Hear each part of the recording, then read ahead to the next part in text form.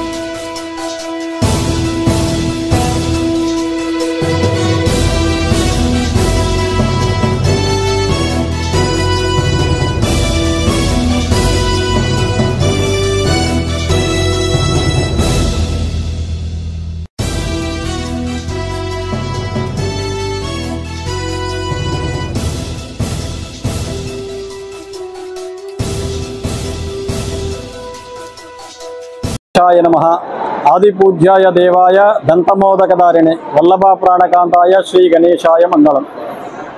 अग्रपूज्युडैनटुवंटि महागणपति श्री स्वयंभू वरसिद्धि विनायक स्वामी वारी देवस्थानं काणिपाकं चित्तूरु जिल्ला ऐराल मंडलं। श्री स्वामिवारु स्वयंभुगा वेलिसिनदि अंदरिकी विदितमे। मुनुपु ई ग्रामान्नि विहारपुरी अनि पिलिचेवारु। పుట్టకతో కుంటి తమ్ముళ్ళు ఉండేవారు. ఇక్కడ జామ తోట పెట్టుకొని వ్యవసాయం చేసుకుంటూ ఒక ఈతం బావి తవ్వుకొని వ్యవసాయం చేసుకుంటూ జీవనోపాధి గడిపేవారు. అప్పట్లో ఆ నది నీళ్లు రావడం మోహదా నదిలో నిలిచిపోయి ఇక్కడ క్షామం ఏర్పడి వెంటనే గుణపం తీసుకొని ఆ బావిని తవ్వసాగారు. కొద్దిగా తవ్విన కొద్దీ స్వామివారికి శిరస్సుకి తగిలి టంగమని శబ్దం వచ్చి ఏమిటి అని చూసేటప్పటికి రక్త చిహ్నాలు ఏర్పడింది.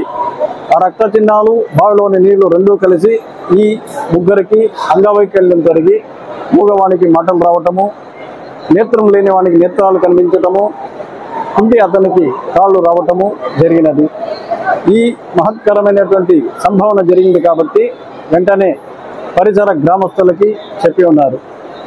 అందరూ కూడా ఇచ్చటికి వచ్చి స్వామివారికి నారికేళాలని సమర్పించారు. నారికేళి కొబ్బరి పాకము మరియు రక్తపు నీరు కలిపి ఈ కాణి ప్రాంగణం పారకం జరిగింది కాబట్టి దీనికి కాణి పారకంగా క్రమేపీ కాణిపాకంగా సార్థకనామం ఏర్పడింది. ఆ రోజు నుండి ఈ రోజుటి వరకు స్వామివారి వద్ద ఎప్పుడూ కూడా బావిలో నీరు ఊట ఊరటం చాలా విశేషం. ఫస్ట్ శిరస్సు, తర్వాత ముఖము, నేత్రములు, తొండము, బొజ్జ వరకు స్వామి ఇప్పుడు భక్తులకు దర్శనమిస్తున్నారు. ఇది స్వామివారి యొక్క చరిత్ర. ఆ భాగంగా ఈ ప్రతి సంవత్సరం లాగే ఈ సంవత్సరం కూడా బ్రహ్మోత్సవములు ప్రారంభం కానున్నది. బ్రహ్మోత్సవంలో భాగంగా ఇచ్చట 21 రోజు బ్రహ్మోత్సవం జరగడం చాలా విశేషం. స్వామివారికి అత్యంత ప్రీతికరమైనటువంటి 21 పత్రము, అదేవిధంగా 21 రోజు బ్రహ్మోత్సవాలు జరిపించడం జరుగుతున్నది. ఈ బ్రహ్మోత్సవాన్ని ఈ పరిసర 14 మంది గ్రామస్తుల 14 గ్రామాదుల భక్తులచే నిర్వహించబడను. ఈ యొక్క బ్రహ్మోత్సవం స్వామివారికి వినాయక చవితితో ప్రారంభమయ్యి తెప్పోత్సవంతో ముగియను. బ్రహ్మోత్సవంలో భాగంగా మరుసటి రోజు స్వామివారికి 9:30 నుండి 10 గంటల 10 నిమిషాల లోపల ధ్వజారోహణము ప్రారంభమవును. మొదటి రోజు స్వామివారికి మూషిక వాహనంతో ప్రారంభమై నమిలి, నాగ విశేషమైనటువంటి వాహనాలతో ప్రతిరోజు ఒక్కొక్క వాహనంపై స్వామి ఊరేగించింది. రథోత్సవం రోజు స్వామివారికి అత్యంత వైభోగపేతంగా రథోత్సవం జరగను. తిరుకల్యాణం ఇచ్చట సిద్ధి బుద్ధి సమేత వరసిద్ధి వినాయక స్వామి వారి నిత్య కళ్యాణము కలదు. బ్రహ్మోత్సవం భాగంగా ఆ రోజు స్వామివారికి సాక్షాత్ పార్వతీ పరమేశ్వరులు 2 గ్రామాలని భిక్షాండి ఉత్సవం ఏర్పాటు చేసి ఆ భిక్షాండిలో వచ్చినటువంటి సామగ్రితో తన కుమారుని వివాహం జరిగించట ఇచ్చట సాంప్రదాయం. చాలా విశేషంగా జరిగినటువంటి తంతు. మరుసటి రోజు స్వామివారు రథంలో ఊరేగించి ఆ తర్వాత నవరాత్రి ఉత్సవంలో ధ్వజ అవరోహణంతో ముగిను. తదుపరి ప్రత్యేక ఉత్సవం ప్రారంభమయ్యి సూర్యప్రభ, చంద్రప్రభ, రావణ బ్రహ్మ, ఈ విధంగా పుష్పపల్లక్కి, కల్పవృక్ష వాహనం, తెప్పోత్సవంతో స్వామివారికి 21 రోజు బ్రహ్మోత్సవం త్రిశూల స్థానంతో ముగిను. శుభం భూయాత్. స్వామివారికి విశేషమైనటువంటి తేనె, అటకులు, బెల్లము, చెరుకు ఇటువంటివి కొన్ని కొబ్బరి, ఎండు కొబ్బరి, ఒడ్ల పేలాలు ఇవన్నీ కూడా చాలా విశేషమైనటువంటి స్వామికి ప్రీతిపాత్రం కాబట్టి మనది ఈ బ్రహ్మోత్సవాల భాగంగా మొదటి రోజు స్వామివారికి విశేష ద్రవ్యములతో అభిషేకించి సాయంత్రం పుష్పకావులు కూడా ఇక్కడ సమర్పణ చేయడం అనవాయితీగా వస్తుంది కాబట్టి ఆ రోజున వినాయక చవితి రోజున పుష్పకావులు సమర్పిస్తారు. అదేవిధంగా స్వామివారికి భవానీ దీక్ష, శ్రీశైల శివదీక్ష, వెంకటేశ్వర స్వామికి గోవిందమాల, ఆ ప్రకారము కాణిపాక శ్రీ స్వయంభవరసిద్ధి వినాయక స్వామి వారి దేవస్థానం నందు గణేశ దీక్ష ఇరుముడి అనేటువంటిది ప్రారంభించి జరుగుతున్నది.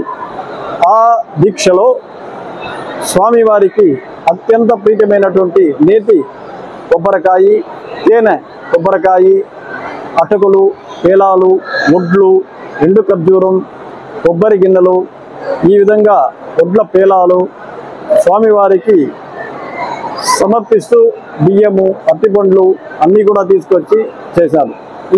ఇటువంటి అన్ని కార్యక్రమాలకి మన దేవస్థాన కార్యనిర్వహణాధికారి వారు అన్ని చర్యలు తీసుకొని ప్రత్యేకంగా గణపతి దీక్ష ఇరుముడి హోమగుండము ప్రత్యేకంగా ఏర్పాటు చేసి ఆ భక్తులకు దర్శన సౌకర్యం కూడా జరిగే విధంగా అందరికీ కూడా చర్యలు తీసుకొని అన్నీ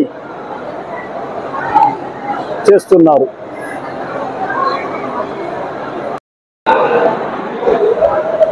అత్యంత వైభవంగా నిర్వహించుటకు భక్తులకు అన్ని సౌకర్యాలు ఏర్పాటు చేశారు. ఉభయదారులే కాకుండా అందరూ కూడా అగ్రపూజ్యుడైనటువంటి గణపతిని వచ్చి దర్శించి ఆయన కృపా కటాక్షం పొందాలని కోరుతూ, అలాగే ఇక్కడ సత్య ప్రమాణాలకు చాలా విశేషం. ప్రతిరోజు సాయంత్రం 5 నుండి 5:30 గంటల వరకు ప్రమాణాలు కలదు. ఈ ప్రమాణాలని వాది ప్రతివాది కోనేటి నందు మునిగి స్నానం చేసి లోపల వచ్చి కర్పూరం వెలిగించి ఆర్పివేయవలను. ఎవరైతే తప్పు స్వామి దగ్గర చేసినారంటే వాళ్లకు కఠినమైనటువంటి శిక్షలు పడుతుంది. అది ఇక్కడ ప్రత్యక్షంగా ఎంతో మందిని చూడవచ్చు.